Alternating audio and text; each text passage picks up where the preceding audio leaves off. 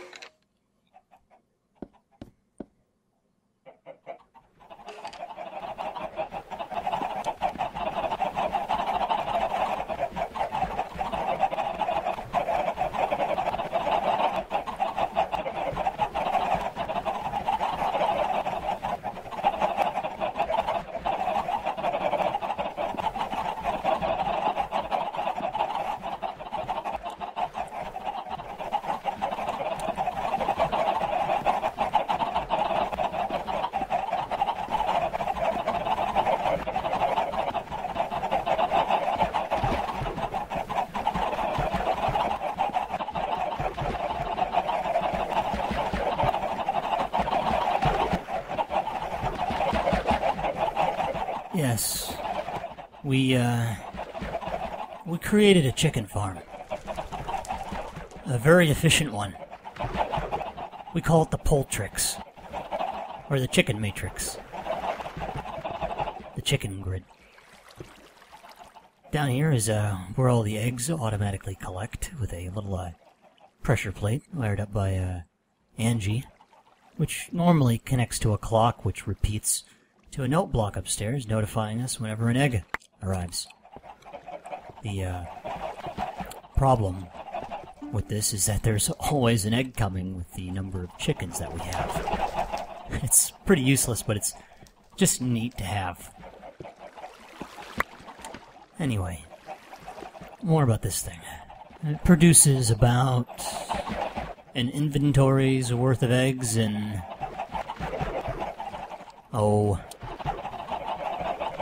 15 minutes.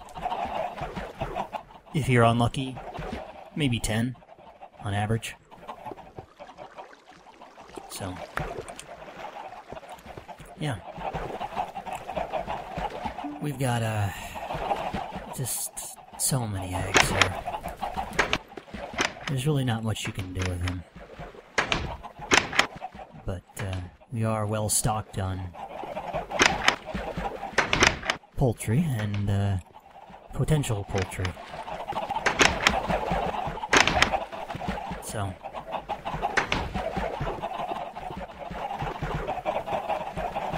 yeah. More about this thing. It's a, well, it's a chicken grid.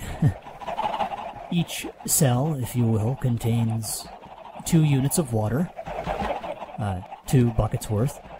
1 that the chicken is floating in, and 1 below the water below that. There's a reason for that. It helps prevent the other chicken from drowning itself. Above it is a sign on a solid block, and above that is another cell just like this one. Because the chickens always try to float, they'll stay above water, and since we're using fence, they can't suffocate themselves to death. The signs block the water flow, but prevent the chickens from the eggs from blocking the flow, so they get all the way down and through the chutes. There's actually no vertical water flow at all in this system, at all. I mean, each cell has completely stagnant water blocked by a sign, and then they plunge straight down the chute into these horizontal shafts, which are spaced perfectly so the water flow deposits the eggs into each other without interfering with each other. So you can just idle right here and collect all the eggs you need.